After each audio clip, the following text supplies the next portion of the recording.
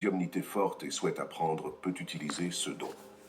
De nombreux chercheurs affirment que la psychokinésie n'existe pas, mais il existe différentes interprétations et diverses branches sur le sujet, notamment parce que la psychokinésie est beaucoup moins étudiée que la télépathie et la clairvoyance. Le terme psychokinésie a été inventé en 1914 par l'auteur américain Henry Holt et popularisé par le parapsychologue américain J.B. Rhine, qui a mené des recherches sur des individus prétendant pouvoir déplacer des objets par la seule force de l'esprit.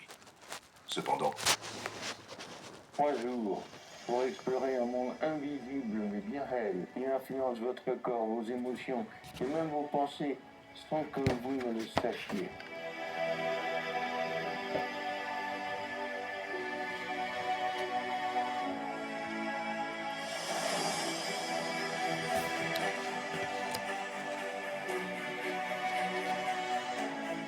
Dans ce grand rendez-vous, je vous guiderai pour percevoir autrement l'espace qui vous entoure. Nous ferons des exercices.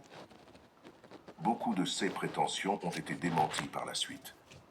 Il est important de reconnaître qu'au fil de l'histoire, de nombreuses personnes ont faussement prétendu posséder des pouvoirs psychiques pour être démasquées plus tard. Cependant, cela n'invalide pas l'existence réelle de ces capacités parmi les élus.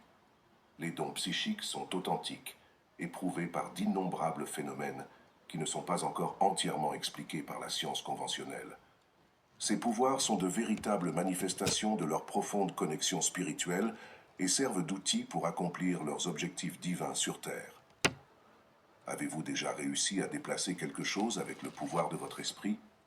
Ou, lors d'une journée stressante, avez-vous déjà fait sauter une vieille ampoule ou une douche relativement neuve? Enfin, la télépathie est une capacité profondément enracinée dans la nature spirituelle de ceux qui sont prêts à la développer, leur permettant de communiquer des pensées, des sentiments et des informations directement de l'esprit à l'esprit, sans utiliser de mots ou de gestes. C'est une communication instantanée entre deux ou plusieurs individus, permettant à l'un de comprendre le langage de l'esprit de l'autre. De cette façon, les esprits projettent leurs propres pensées à l'autre, avec l'intention d'établir un contact et de promouvoir une influence. Cette forme de communication transcende les barrières linguistiques et physiques, servant de lien puissant qui renforce la connexion et la compréhension mutuelle.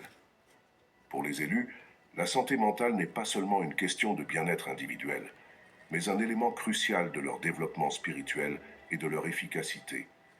Chaque pensée d'un élu génère une vibration énergétique pour offrir des suggestions et exercer des influences pouvant façonner le chemin spirituel d'une personne. Ces êtres peuvent être des guides spirituels qui cherchent à aider à l'évolution et à la protection des élus, ou des entités qui portent des ressentiments de vie passée, cherchant à interférer et à nuire. L'impact de ces influences spirituelles est directement lié à la qualité énergétique des pensées individuelles.